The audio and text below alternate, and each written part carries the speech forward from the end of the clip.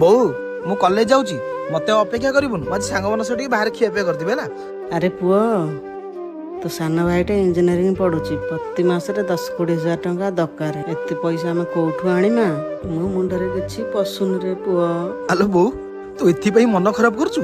बापा थिला बेले मते गोटे कथा कहिथिले घर बड़ पुओ हिसाब रे सब दायित्व संभाळिबु आउ एमत्रे भी मो सान भाईटा भलो पाठ पढुची तू जमा व्यस्त होना आज तार पाठ पढ़ार सब दायित्व मु संभाळी हैला।